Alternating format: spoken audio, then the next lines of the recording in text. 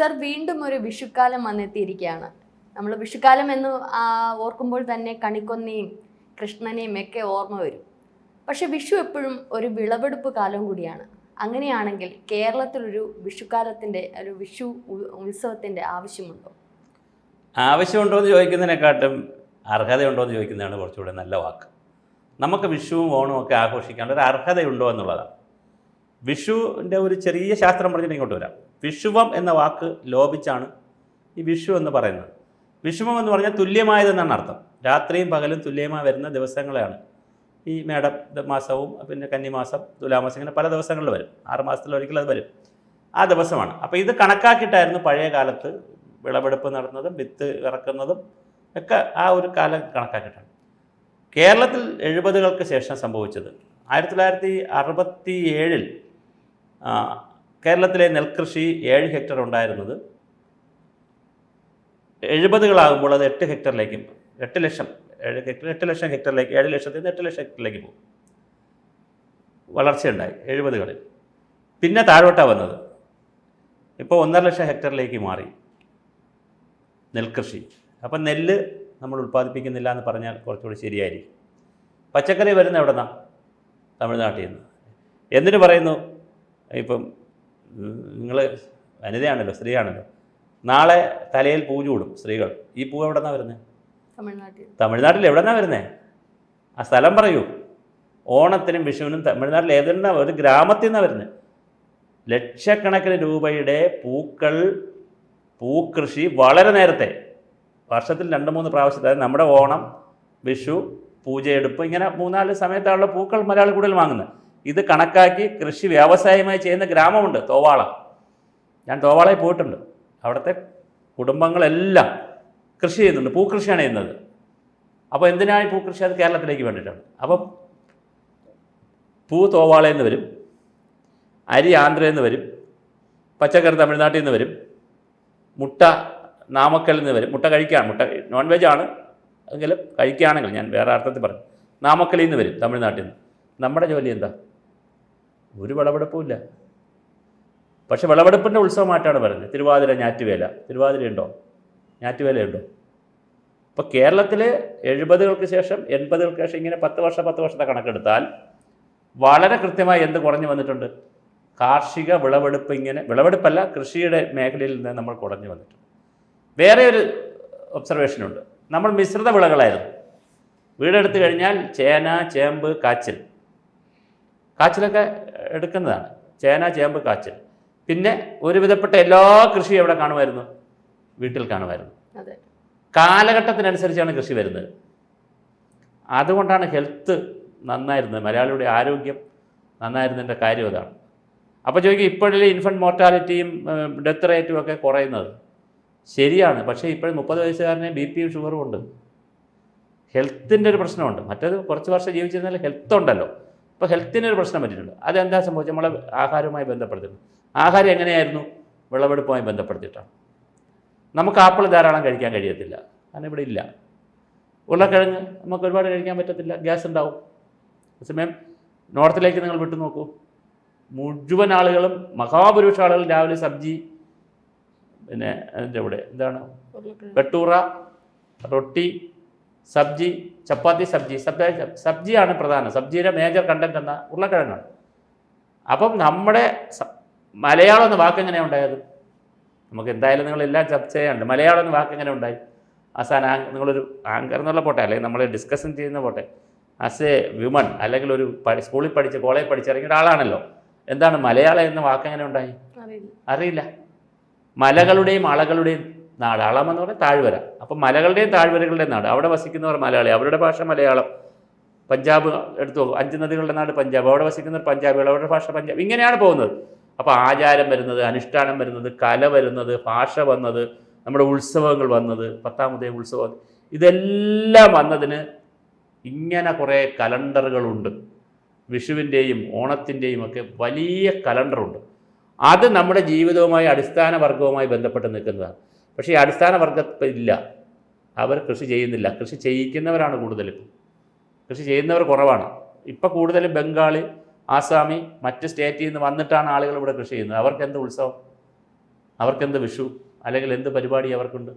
അപ്പോൾ ഹാർവസ്റ്റിങ്ങിൻ്റെ വിളവെടുപ്പിൻ്റെ കാലവും പോയി, ഉത്സവത്തിൻ്റെ കാലമൊക്കെ പോയി. അത് തീർച്ചയായിട്ടും വിഷു ഒരു സാംസ്കാരികമായി ചർച്ച ചെയ്യുമ്പോൾ വിഷുവിൻ്റെ സാംസ്കാരിക പശ്ചാത്തലം ഇല്ലാതായി, കാർഷിക പശ്ചാത്തലമില്ലാതായി, രാഷ്ട്രീയ പശ്ചാത്തലമില്ല, അങ്ങനെ എല്ലാം ഇല്ലാതായ ഒരു സമൂഹമാണ് നമ്മൾ. അപ്പോൾ തീർച്ചയായിട്ടും നമുക്ക് വേണ്ടി ആരും അധ്വാനിക്കുന്നു, നമ്മളവിടെ ചാലയിൽ പോയി പൂ മേടിക്കും. തിരുവനന്തപുരത്താണെങ്കിൽ ചാലയിൽ പോവും, അല്ലെങ്കിൽ പാളയത്ത് പോലെ മറ്റ് ഓരോ സ്ഥലത്ത് പ്രധാന നഗരങ്ങളിൽ പോവും, പ്രധാന പട്ടണങ്ങളിൽ നിന്ന് പൂ മേടിക്കും. അതെല്ലാം തമിഴ്നാട്ടിൽ നിന്ന് വരുന്നതാണ്, തോവാളയിൽ നിന്ന് വരുന്നതാണ്. മഹാഭൂരിപക്ഷം കേരളത്തിൽ തോവാളയിൽ നിന്ന് വരുന്നതാണ്. അപ്പോൾ അങ്ങനെ മറ്റ് സ്റ്റേറ്റുകാർ ചെയ്യുന്നു, നമ്മൾ ആഘോഷിക്കുന്നു. അല്ലാതെ ആരും എന്ത് ചെയ്യും? പിന്നെ അത്തപ്പൂക്കളം, തുമ്പ തെറ്റി മുതൽ 10 ദിവസവും 10 ഇനം പൂ ഇടണമെന്നാണ്. നമ്മളെന്താ ചെയ്യുന്നത്? എല്ലാം കൂടി ഒരു ദിവസമല്ലേ ഇടുന്നത്. നമ്മൾ സ്ഥാപനങ്ങളെല്ലാം എടുത്തു നോക്കും, ഒരു ദിവസം പ്രായോഗികമാണ്. അപ്പോൾ നമ്മൾ പ്രായോഗിക മലയാളിയാണ്. അപ്പോൾ അതുകൊണ്ട് നമുക്ക് ഉപ്പ് കൊണ്ട് അത്തപ്പൂക്കൾ ഉണ്ടാക്കരുതെന്ന്. ഉപ്പിൽ കളർപ്പൊടി ചേർത്ത് നമ്മൾ അത്തപ്പൂക്കൾ ഉണ്ടാക്കിക്കളയും. അപ്പോൾ നമ്മുടെ സംസ്കാരവും ഭാഷയും ഇതൊന്നും യാതൊരു ബന്ധവുമില്ല ഇതിനകത്ത്. ഒരു പക്ഷേ കാർഷിക മേഖലയിൽ ഇപ്പം നമ്മളൊക്കെ നേരത്തെ കേട്ടിട്ടുണ്ട്, കൃഷിക്കാർ അവർ ആത്മഹത്യ ചെയ്യേണ്ടുന്ന ഒരവസ്ഥ ഉണ്ടാക്കുന്നു, അല്ലെ അങ്ങനെ ഉണ്ടായിട്ടുണ്ട്, നമ്മളൊക്കെ കേൾക്കുന്ന ഒരു കാര്യമാണ്. അപ്പം ഒരു പക്ഷെ അതൊക്കെ ആയിരിക്കില്ലേ ഈ കൃഷിയിൽ നിന്ന് പിന്തിരിയാൻ? അതിന് ഒന്നാമത്തെ വിഷയം എന്താ, ഞാൻ ഈ 2047 കേരളം എങ്ങനെ ഇരിക്കണമെന്ന് പറഞ്ഞൊരു പുസ്തകം എഴുതിയിട്ടുണ്ട്. കുറച്ചൊരു വലിയ പുസ്തകമാണ്. അത് ഞാൻ പ്രധാനമന്ത്രി, മുഖ്യമന്ത്രി എല്ലാവർക്കും അയച്ചു കൊടുത്തൊരു പുസ്തകമാണ്. ഒരു 100-300 പേജുള്ള. അല്ല, ഓരോ മേഖലയും ഞാൻ പറയുന്നുണ്ട്, കാർഷിക മേഖലയെക്കുറിച്ചൊക്കെ. നമ്മൾ കാർഷിക മേഖലയെ കൃഷിയായിട്ട് തന്നെയാണ് ഇപ്പോഴും കാണുന്നത്. അത് കുറച്ചുകൂടി ഡെവലപ്പ് ചെയ്യേണ്ട മറ്റൊരു അന്തസ്സുള്ള മേഖലയായിട്ട് നമ്മൾ കാണുന്നില്ല. പ്രൊഫഷണലിസം അവിടെ കൊണ്ടുവരുന്നില്ല, മെക്കനൈസേഷൻ കൊണ്ടുവരുന്നില്ല. മെക്കനൈസേഷനെ കുറിച്ച് നമ്മൾ ചിന്തിക്കുന്ന പോലുമില്ല. അപ്പോൾ ഇങ്ങനെ വരാതെ പരമ്പരാഗതമായ ഒരു കർഷകൻ്റെ മക്കളെ എന്താക്കാൻ ആഗ്രഹിക്കുന്നില്ല. കൃഷിയിൽ വിടാൻ സർക്കാരിലൊരു പിയൂണായിട്ടെങ്കിലും ജോലി കിട്ടുമെങ്കിൽ വിടാൻ തയ്യാറാണ്. കോപ്പറേറ്റീവ് സൊസൈറ്റിയിൽ പിയൂണായിട്ട് കിട്ടിയാലും വിടാൻ മക്കളെ തയ്യാറാണ്, കൃഷിക്കാരുടെ മക്കളെ. അപ്പോൾ അതുകൊണ്ട് വലിയ അനിശ്ചിതത്വമാണുള്ളത്. വിലയുടെ അനിശ്ചിതത്വമുണ്ട്, സാർവദേശീയ പ്രശ്നങ്ങളുണ്ട്, ദേശീയ പ്രശ്നങ്ങളുണ്ട്, കാലാവസ്ഥയുടെ പ്രശ്നങ്ങളുണ്ട്, മാന്യതയുടെ പ്രശ്നങ്ങളുണ്ട്, സാമൂഹ്യ അംഗീകാരത്തിൻ്റെ വിഷയങ്ങളുണ്ട്, സ്ഥിര വരുമാനത്തിൻ്റെ വിഷയങ്ങളുണ്ട്.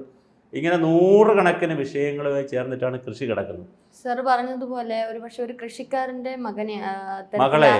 മകളെയോ അത്തരത്തിൽ ഒരു കർഷകയാക്കാൻ ആഗ്രഹിക്കുന്നത് അതൊരു മാന്യതയുടെ ഒരു വികാരം തന്നെയല്ലേ? മാന്യതയുടെ പ്രശ്നത്തെക്കാൾ ഉപരി നമ്മുടെ പ്രശ്നം എന്താണ്? ഒരു സർക്കാർ ഉദ്യോഗസ്ഥനോ ഒരു വ്യവസായിയോ അല്ലെങ്കിൽ ഒരു കോർപ്പറേറ്റിലോ ജോലി ചെയ്യുന്ന ഒരാൾ ജീവിക്കുന്ന പോലെ ഒരു സാമൂഹ്യ അംഗീകാരത്തോട് ജീവിക്കാനുള്ള വരുമാനം ഉണ്ടാക്കാൻ കഴിയുമെന്ന് പറഞ്ഞാൽ മക്കളെ വിടും.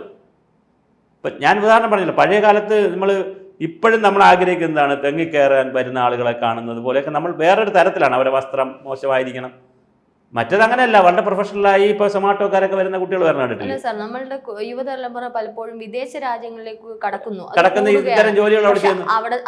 അവിടെയും ഇതിനേക്കാളും വളരെ കഷ്ടപ്പെട്ട ജോലി. പക്ഷെ അത് കുറെ കൂടി മെക്കനൈസ് ചെയ്തിട്ടുണ്ടെന്ന് ഞാൻ പറഞ്ഞു. എല്ലാം വേറൊന്നും വേണ്ട, നമ്മൾ ചെറിയ ഉദാഹരണത്തിലൂടെ നമുക്ക് ബോധ്യപ്പെടാവുന്നുള്ളൂ.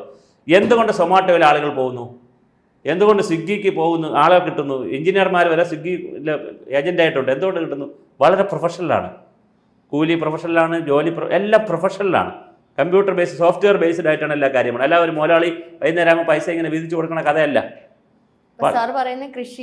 കൃഷിയെ മോഡേണൈസ് ചെയ്യണം, വളരെ കൃത്യമായി മോഡേണൈസ് ചെയ്യണം, പ്രൊഫഷണലൈസ് കൊണ്ടുവരണം, മെക്കനൈസേഷൻ കൊണ്ടുവരണം. കോളേജുകളും സ്കൂളുകളും അതനുസരിച്ച് പരിപാടികൾ ആലോചിക്കണം. അവർ സർക്കാർ ഓഫീസിൽ പോകുമ്പോൾ തന്നെ എവിടെ പോകണം? പാടത്ത് പോകണം, മെഷീനിൽ പ്രവർത്തിക്കണം.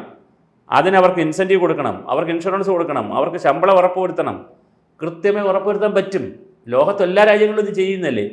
നമ്മളിപ്പോഴും ഈ ദാമോദരനും പാച്ചനും ഗോപാലനും ഒക്കെ വീട്ടിൽ വന്ന് ജോലി ചെയ്യും പോലെ കൃഷിക്കാർ ആളെ കിട്ടണമെന്ന് പറഞ്ഞാൽ കിട്ടൂല. ഒരു പക്ഷേ 90 കാലഘട്ടത്തിന് ശേഷമാണ് ഇത്തരത്തിൽ കൃഷി നമ്മുടെ നശിച്ചു തുടങ്ങി. കാരണം ഗൾഫ് രാജ്യങ്ങളിൽ നിന്ന് പൈസ വന്നു തുടങ്ങി. 1 ലക്ഷം കോടി രൂപയാണ് വിദേശങ്ങളിൽ നിന്ന് വരുന്നത്. വിദേശത്ത് നിന്ന് പൈസ വരുന്നു, റബ്ബർ വിറ്റ പൈസയുണ്ട്, ശമ്പള പരിഷ്കരണമുണ്ട്. തൊഴിലാളി പ്രസ്ഥാനം എന്ന് പറയുന്ന അവരെന്താണ് ആളുകൾക്ക് അരിവാൾ ചുറ്റിക തന്നെയാണ് അവരുടെ അടയാളം തന്നെ. പക്ഷെ എന്നിട്ടും ഒരു കാര്യമില്ല. അവരെന്താ പറഞ്ഞു കൊടുക്കണം? 60 രൂപയുടെ പെൻഷൻ വാങ്ങിച്ചു തരാം, ആയുഷ്കാലം നമ്മളവിടെ നിൽക്കാനാണ് പറയുന്നത്.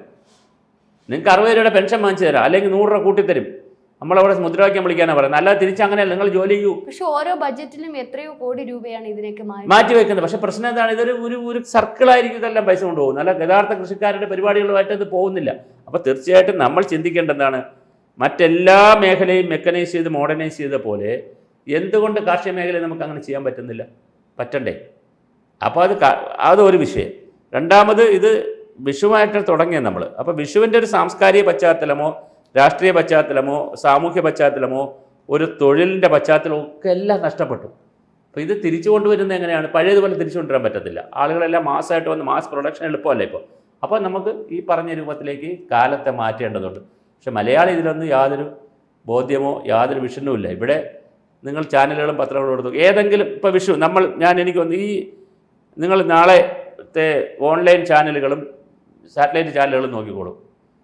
കുറേ ആങ്കർമാരും ഓരോരൊക്കെ പൂ വെച്ച് നല്ല സാരി ഉടുത്തൊക്കെ വന്ന് കാര്യങ്ങൾ പറയും എന്നുള്ളതിന് അപ്പുറം പാട്ട് പാടും. അതൊക്കെ നമ്മൾ ഈ ചർച്ച ചെയ്യുമ്പോൾ ഇതിൻ്റെ സാംസ്കാരിക തലം, ഇതിൻ്റെ രാഷ്ട്രീയ തലം, ഇതിൻ്റെ കാർഷിക തലം ആരെങ്കിലും ചർച്ച ചെയ്യുന്നുണ്ടാവും?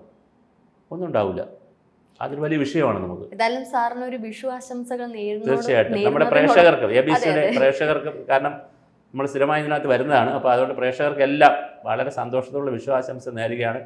നമുക്ക് തിരിച്ചു പിടിക്കണം. പറയാനുള്ളൂ, ഈ വിഷു ഫലങ്ങൾ നമ്മൾ അന്യ സംസ്ഥാനത്ത് നിന്ന് കടമെടുക്കുമ്പോൾ ഒന്ന് ചിന്തിക്കുക, അടുത്ത വർഷമെങ്കിലും നമുക്ക് കുറെ ചെയ്യാൻ പറ്റുന്ന കുറെ കാര്യങ്ങളുണ്ട്. അതങ്ങനെ ഓരോരുത്തർക്കും ചെയ്യാൻ പറ്റുന്ന, ഓരോരുത്തർക്കും സമൂഹമായി ചെയ്യാൻ പറ്റുന്ന, സമൂഹമായും പഞ്ചായത്ത് കുറെ കാര്യങ്ങൾ ചെയ്യാൻ പറ്റും. അതിലേക്ക് നമുക്ക് നോക്കാം. കൂടുതൽ വാർത്തകളും വിശേഷങ്ങളും നിങ്ങളിലേക്ക് എത്താൻ ABC മലയാളം സബ്സ്ക്രൈബ് ചെയ്യുക, ബെൽ ബട്ടണും അമർത്തുക.